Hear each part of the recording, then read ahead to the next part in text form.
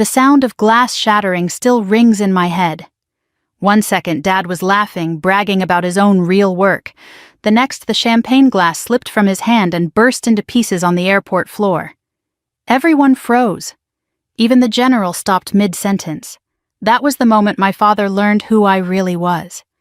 But stories like this don't start at airports. They start at kitchen tables. A week earlier, I'd come home to our old house in Springfield, Ohio. The air smelled of motor oil and fried onions. Dad was sitting at the kitchen table cleaning his VFW cap like it was made of gold. On the wall behind him hung a faded photo of his factory crew, arms crossed, proud men who built America's machines before the jobs shipped overseas. "Back already," he said without looking up. "Just for the weekend," I told him. "I've got a flight Monday. Commercial or that hobby thing you do?" That hobby thing was my company. Morgan Aero Logistics wasn't huge, 2 light jets, 1 turboprop, but we kept medevac and defense contracts moving across the East Coast. I'd built it from nothing after leaving the Navy. But in Dad's eyes, if I wasn't wearing grease on my hands, it didn't count. He sighed. "You could have stayed home, learned real work. Tool and die never lies to you." "Neither do flight instruments," I said softly. He chuckled. "Those lie all the time. Pilots just don't notice till it's too late." Mom tried to smooth it over, setting down a plate of cornbread. Frank let her eat first. He kept going. "So what's this flight? Ferrying some salesman to a convention?" I hesitated. "A 4-star general, actually. Small hop to Norfolk for an inspection." That caught him. "General, you joking? Nope." He leaned back. "They hire civilians for that now. Guess they'll let anybody fly military brass these days." Mom gave me a look, "Don't bite." I smiled instead. "You and Mom should come see the takeoff. It's early, but you'll like the hangar." He waved me off. "I'll believe it when I see it. General's on your plane." That was Dad, half disbelief, half challenge. That night at the VFW hall, I watched him brag to his friends about my little flying gig. He didn't mean harm, he just couldn't picture the world I lived in. One of the men asked what I did. "She flies around," Dad said. "Still figuring it out." Laughter rippled. I smiled, but inside something old and sore twisted. My phone buzzed, a message from General Robert Ellison. "Appreciate your team's quick response last week in Baltimore. Looking forward to meeting the crew." Baltimore, the medevac storm run. We'd airlifted a child named Ruthie after flooding trapped her hospital wing. We beat the storm by minutes. That flight reminded me why I kept doing this. Dad saw the name on my phone. "General, huh? Sure." He took a sip of beer. "You always were good at telling stories." Later, when Mom walked me to the door, she whispered, "He loves you, Claire. He just can't say it right. All he knows is pride and hard work." I nodded. "Yeah, but sometimes pride's louder than love." Saturday morning came gray and cool. I stood at the small regional airport where I'd first learned to fly. The smell of jet fuel and fresh coffee filled the FBO lounge. My crew checked weather reports while I reviewed flight plans. I heard Dad's boots before I saw him. "So this is it, your big operation, morning to you too," I said, forcing a smile. Mom followed, carrying a thermos. We brought coffee.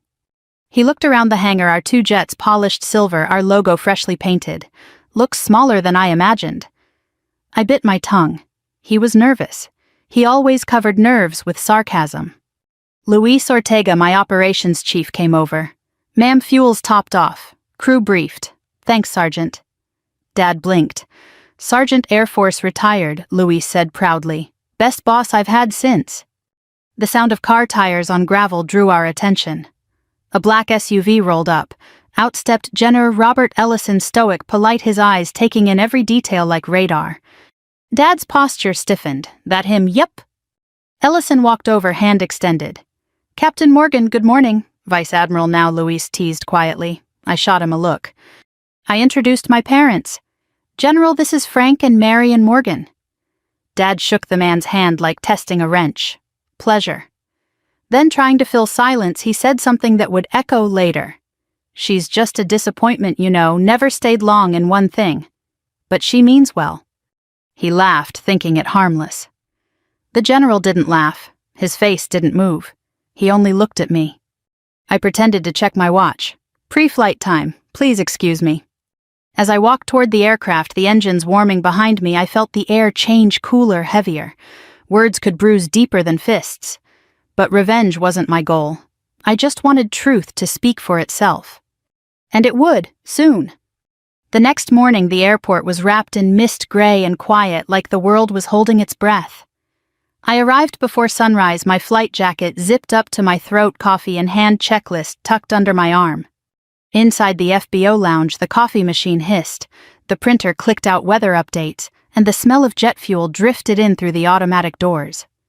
Luis Ortega and the crew were already there, going over fuel calculations and confirming clearance for the Norfolk flight. "Morning, boss," Luis said, giving me that easy grin of his. "Winds are light, visibility 10 miles once the fog burns off." "Perfect," I said, setting down my clipboard. "Let's make it smooth." I wanted this flight to run flawlessly, not just because the passenger was a 4-star general, but because my parents were coming. It wasn't about showing off, it was about showing truth. At 6:12 a.m., the glass doors opened. My mother stepped in first, bright smile scarf tucked under her coat. My father followed, squinting at the jets outside the window. His old leather jacket looked out of place among the pressed uniforms and polished aluminum. "Morning," I greeted. Dad nodded. "Well, you weren't kidding, place is bigger than I thought." He meant it as a compliment, but the tone landed halfway between surprise and doubt. I led them toward the viewing area. The tarmac lights blinked through the fog like distant stars. Our jet, a Cessna Citation with the Morgan Aero Logistics logo, gleamed under floodlights. "Beautiful machine," Mom said softly. Dad grunted. "All computers, no soul." I smiled. Computers don't complain when you fly through thunderstorms. Luis walked up, headset around his neck. "Ma'am, the general's car just radioed in 5 minutes out." "Good," I said. "Let's run the pre-flight now." Dad followed me onto the tarmac, watching as I circled the aircraft.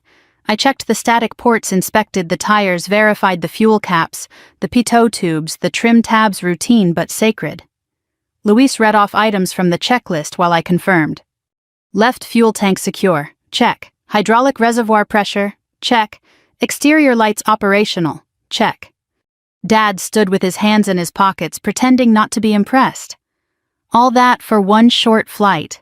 All that so everyone makes it home," I said. He laughed under his breath. "You always were dramatic." I wanted to answer, but a black SUV rolled to a stop near the hangar. 2 Air Force escorts stepped out, followed by General Robert Ellison. He was tall, weathered, silver hair, cropped close eyes, like a man who'd seen too much, and still carried it quietly. I walked up and saluted out of habit before shaking his hand. "Good morning, Captain Morgan," he said. "Or should I say Ms. Morgan, now still Captain when it matters," I replied. He smiled faintly. "I heard you're the one who kept that Baltimore evac from turning into a disaster." "Lucky timing and a good crew, sir." Dad was standing only a few feet away, half listening. He didn't know who Ellison was, not yet. Mom offered the general coffee, ever the hostess. "Black, 2 sugars, just black, thank you," Ellison said kindly. While I reviewed the passenger manifest with Luis, Dad struck up conversation with the man himself. "You in the military, too?" he asked casually. The general looked amused. "Still am." Dad nodded, oblivious. "Well, I tell you, these kids today always chasing fancy dreams. My daughter here's one of 'em. Smart girl, sure, but no grit. Can't stick to one thing, just a disappointment sometimes." The words dropped like a wrench onto concrete. Luis froze mid-sentence. I felt the back of my neck heat up, but I didn't turn. The general's expression didn't change. He just studied Dad quietly. "Is that so?" he said evenly. Dad shrugged. "No disrespect, she means well. But all this flying business, come on. It's not real work. Not like back in the day when men made things." I heard every syllable, though I kept my face neutral. I continued checking the logbook initialing entries. Each pen stroke steadied me. Ellison finally said, "Sir, you might be surprised what real work looks like these days." Dad chuckled, not catching the edge in his tone. "Maybe." Mom looked mortified. "Frank, that's enough." But he just waved her off. "Relax, I'm making conversation." Luis leaned toward me. "You okay, ma'am? I've heard worse," I murmured. Still, something in me shifted. Not anger, just a deep, quiet certainty. Let the truth show itself. I signed the last page of the pre-flight and handed the clipboard to Luis. "We're set. Pax boarding at 0700, he nodded. "Copy that." As I walked back toward the lounge, I saw the reflection of the jet in the glass doors. The fog was lifting sunlight cutting through in gold streaks. It reminded me of how things look clearer after turbulence.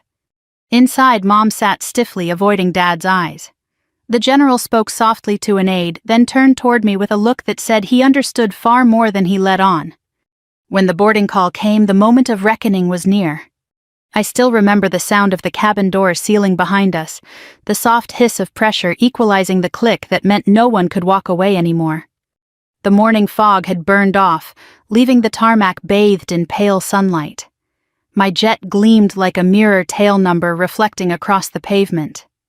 Dad stood at the foot of the air stair looking like he'd wandered onto a movie set he didn't believe was real. Luis handed me the passenger manifest. "All clear, Captain," I nodded. "Let's board." The general walked ahead, calm and deliberate. His aide followed, carrying a small leather case. My parents came next, Mom nervous, Dad trying to hide his awe behind sarcasm. "Nice seats," he muttered, stepping into the cabin. "Smells expensive. Smells like maintenance done right," I said, fastening the galley latch. He ignored that and glanced toward the cockpit.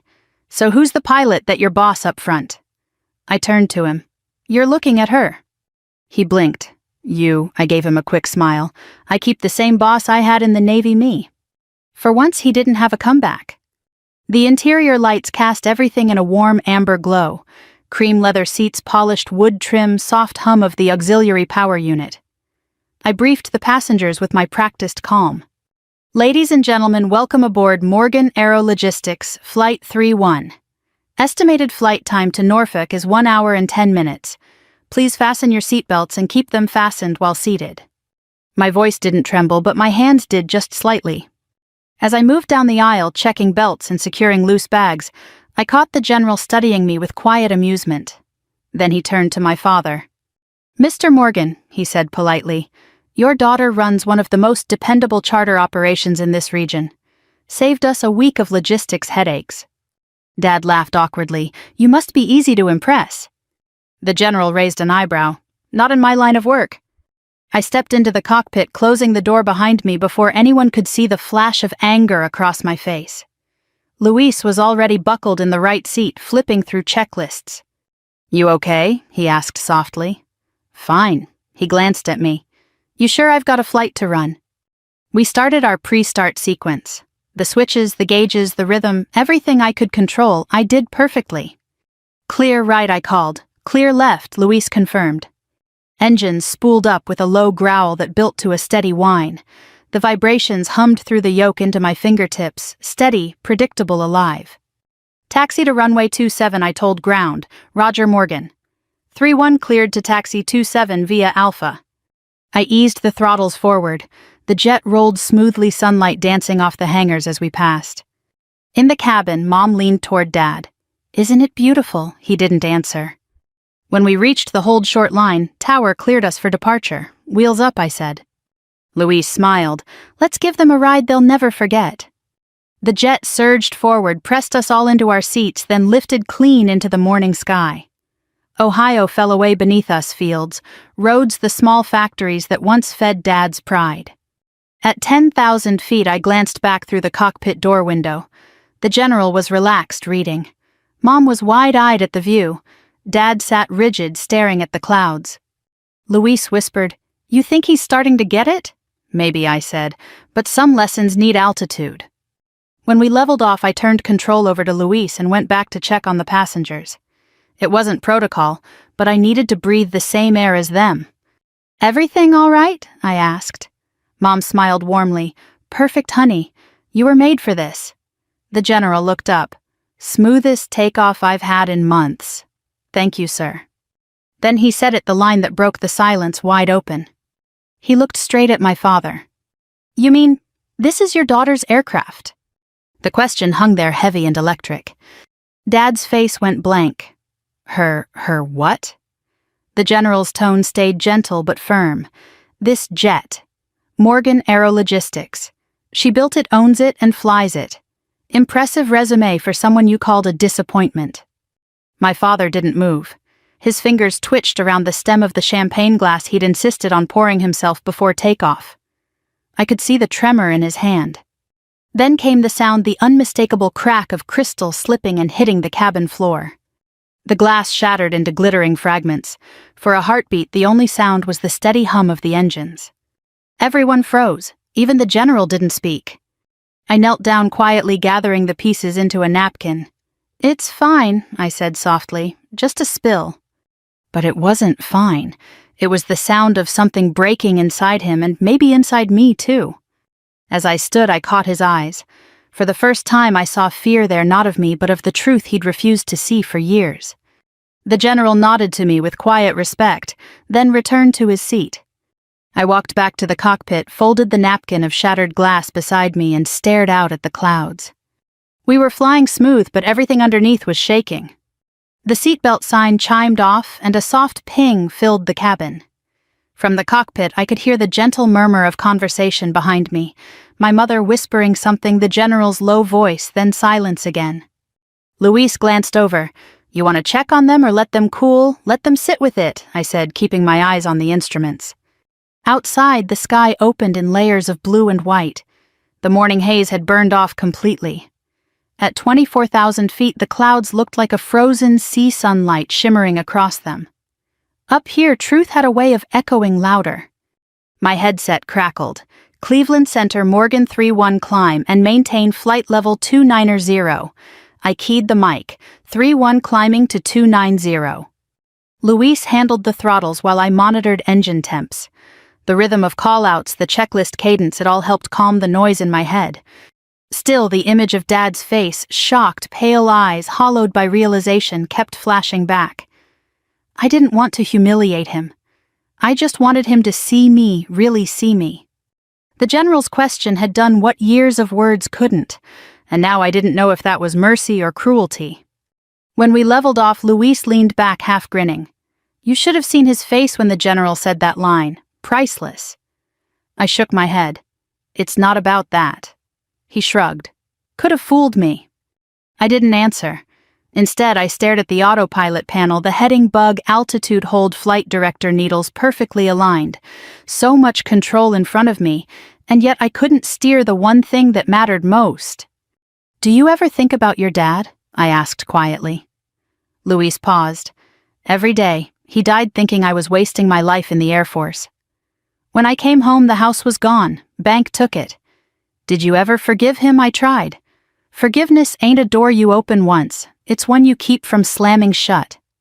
That line stayed with me. At 28,000 feet, the ride smoothed out completely.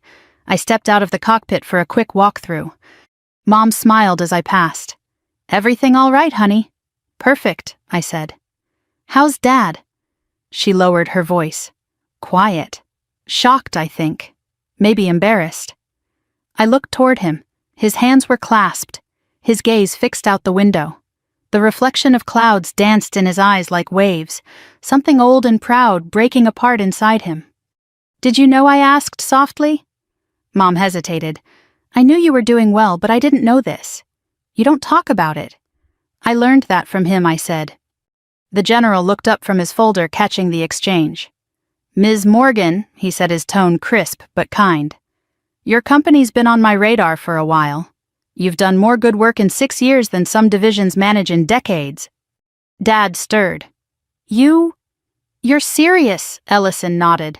Her medevac team saved lives last month during the Baltimore floods, including a little girl named Ruthie. Dad blinked.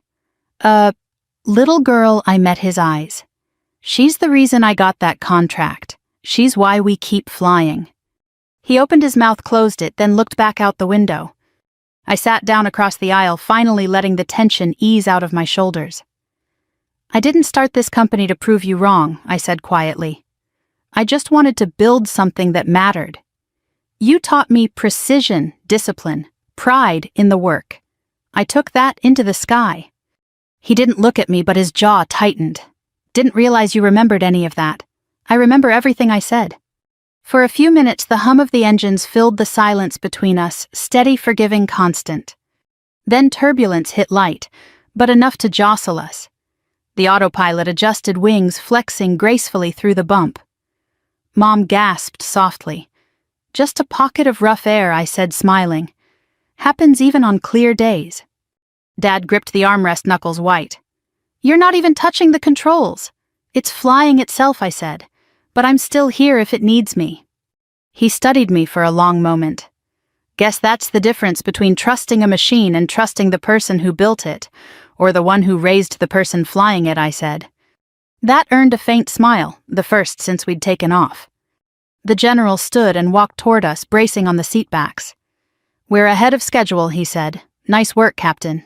"Thank you, sir." He looked at Dad again, not unkindly. "Mr. Morgan, it's a rare thing to raise a daughter who serves without a uniform. Most of us never figure out how to do both." Dad swallowed, hard eyes glistening just enough for me to notice. "Guess I didn't figure much out at all." The general smiled. "Figuring it out isn't as important as showing up when it counts." He returned to his seat, leaving silence and altitude behind him. Back in the cockpit, Luis said softly, "He's thinking about everything he ever said to you." "I know. You're not gonna gloat, are you?" I shook my head. "No, I'm just letting the air do its job, thinner up here, harder to breathe, but cleaner." We descended through scattered clouds, sun breaking across the Chesapeake Bay. The shoreline shimmered like a promise waiting to be kept. For the first time that morning, my heart felt light. Because up here between earth and sky, the truth finally had nowhere left to hide. The wheels kissed the runway at Norfolk with a firm, steady thud. The reversers roared, then fell silent as we taxied toward the hangar. Morning haze shimmered off the asphalt, the sea air thick with salt. I caught Dad's reflection in the cabin window, still quiet, still processing. "Nice work," Captain Luis said. "Thanks," I replied softly. "Let's make this landing count for something." As the engines spooled down, I unbuckled and turned toward the passengers. "Welcome to Norfolk, ladies and gentlemen. Please remain seated until the aircraft has come to a full stop." Mom applauded lightly, trying to break the tension. The general smiled at her gesture, his eyes flicking briefly toward Dad. "Flawless flight," he said. "Your daughter's reputation is well earned." Dad said nothing. When the door opened, the warm coastal air swept in. Luis set the stairs and saluted as the general disembarked. A few Navy maintenance officers were waiting nearby, clipboards in hand, wearing Flightline headsets. "Captain Morgan," one called out, "your donation of storm pods last month saved 2 crews from losing hydraulics in the floods. The base commander wants to thank you personally." The words hung in the humid air. Dad blinked, confused. "Donation," I nodded. "We had spare pods after the Baltimore job. I figured they'd do more good here than sitting in a warehouse." One of the mechanics, a grizzled chief with a southern drawl, extended a hand to me. "Ma'am, if you ever need hangar space, you got it. This base owes you." I shook his hand, grateful. Just doing my job. Behind me, Mom smiled through tears. Dad stared at the men, his lips parting like he wanted to say something but didn't have the words. Then came a voice I didn't expect. "Miss Morgan." I turned. A small girl stood near the hangar door, clutching her mother's hand. Curly brown hair, pink sneakers, oxygen tubing looped around her ears. It was Ruthie, the child we'd airlifted from the flooded hospital. Her mother stepped forward, eyes shining. "We heard you were coming. She's been drawing pictures of your plane every day since." My throat tightened. "Ruthie, you look stronger," she grinned. "I can walk now. Doctor says I can go home soon." Dad's head turned sharply toward me. "You flew her?" I nodded. "Baltimore Storm. She was our last evac before the roof collapsed." Ruthie reached into her backpack and handed me a crayon drawing a silver jet with a blue tail, and the words, "Thank you, pilot lady," scrawled in uneven letters. My vision blurred for a second. I knelt to her level. "You keep that courage, okay?" She nodded solemnly, like she understood everything adults forget. The general stood a few feet away, watching quietly. "That's the real medal, Ms. Morgan," he said. We walked into the hangar for a quick debrief. The general motioned for Dad to follow. On a folding table were printouts, maintenance forms, and a contract folder with my company's name on it. "Your daughter's work isn't just impressive. The general told my father it's building something this country needs: veteran training for aviation manufacturing." Dad blinked. Training. I took a deep breath.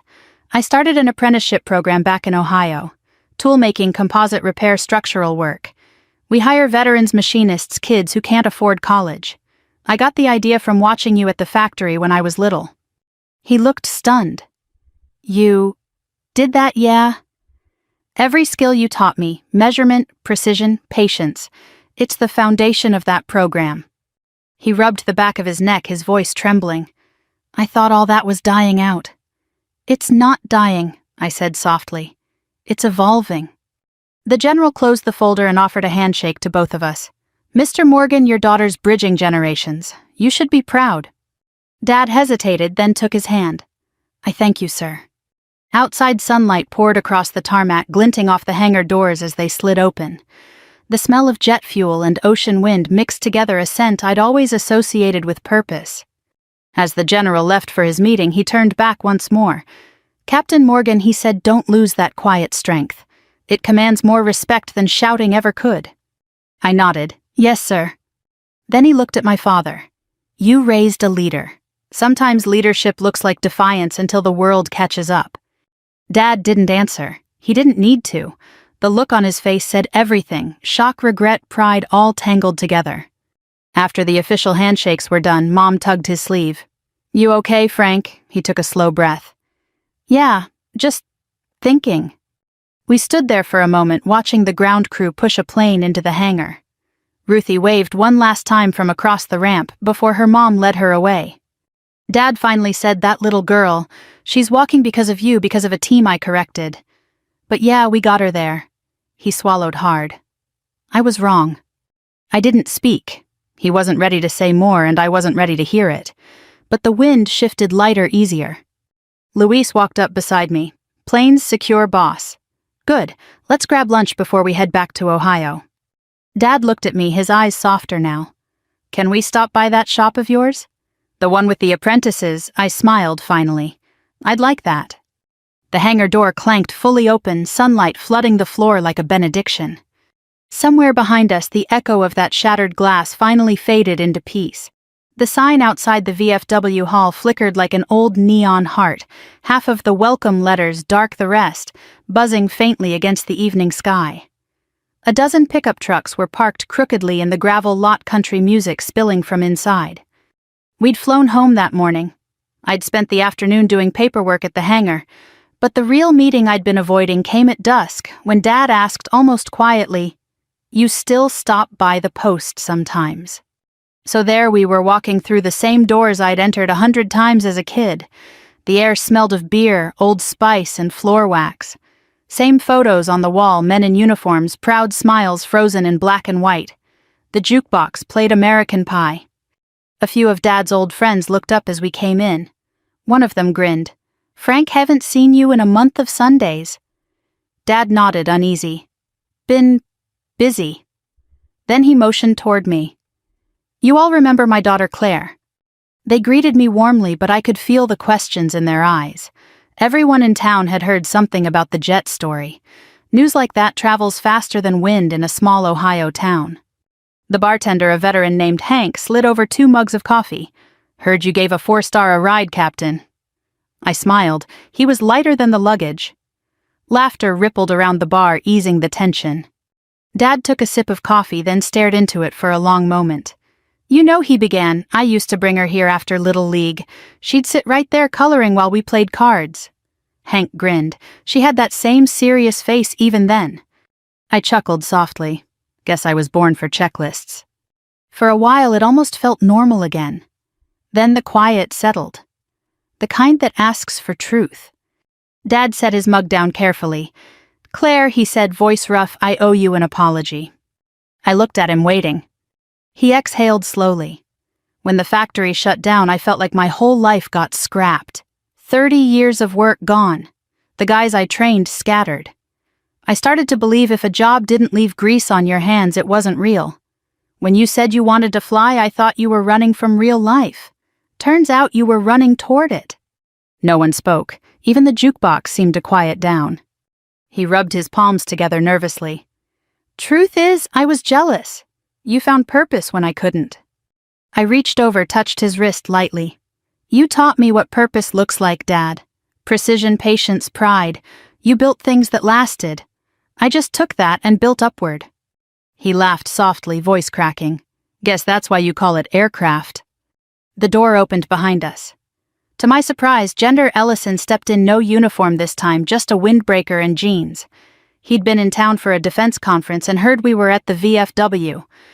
Permission to join you two, he said, smiling. Always, I said. He ordered coffee, sat down beside Dad, and looked around the hall with quiet nostalgia. My father used to bring me to places like this. He said a nation's strength isn't in its speeches, it's in its coffee cups. That earned a few chuckles from the regulars. Dad eyed him curiously. General, you could drink coffee anywhere. Why here? Ellison stirred his cup slowly. Because here's where honor lives when nobody's watching. He turned toward Dad. Frank, you raised a woman who understands that. She didn't need to shout her worth, she just kept showing up. You'd be surprised how many officers I've seen who never learned that kind of humility. Dad looked down, ashamed. I wasn't exactly humble about her. The general shook his head gently. Humility isn't never being wrong, it's admitting when you are. Silence again, soft and human. Luis arrived a few minutes later, still in his maintenance jacket, carrying a box. Sorry to crash family night, he said, but I brought something. He opened the box and handed Dad a framed photo, the jet on the Norfolk tarmac, sunlight cutting across its fuselage. Beside it stood me, Mom, and the general. Someone had scrawled in silver marker, "Pride flies higher when it lets go." Dad's voice caught.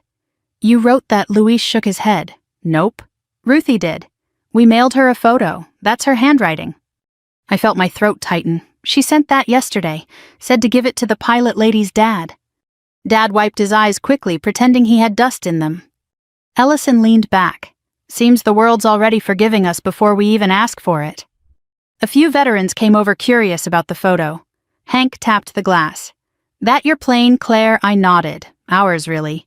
Built by every set of hands that refused to quit. Dad looked at me, then really looked. You know, maybe it's time I stop complaining about the world changing and start helping it change, right? I smiled.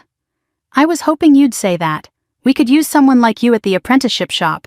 The new recruits could learn a thing or two about metal that doesn't come from textbooks. He hesitated, then nodded slowly. If you'll have me, I grinned, always. The general raised his mug in a quiet toast. To fathers who learn, daughters who forgive, and the work that still keeps us honest. We clinked coffee cups, the sound soft but steady like an echo of that shattered glass finally healing. As we stepped outside into the cool night, the stars over Ohio shone sharp and clean. The parking lot smelled faintly of dew and gasoline. Dad slipped his hands into his jacket pockets. You think I can still teach those kids anything? Are you kidding? I said. You built the machines that taught me. He chuckled, shaking his head. Guess I did at that. And for the first time in years, we walked side by side in silence, not as father and disappointment, but as two people finally meeting halfway between pride and forgiveness.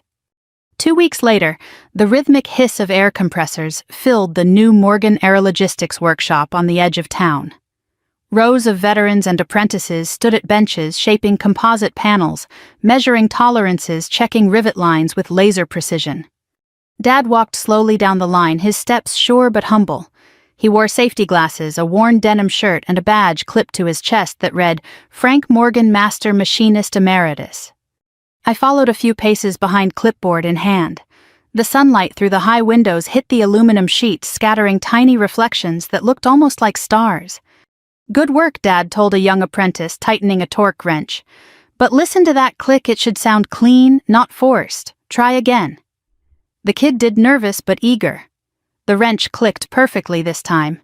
Dad grinned. There you go. Feels different when it's right, doesn't it? The kid nodded.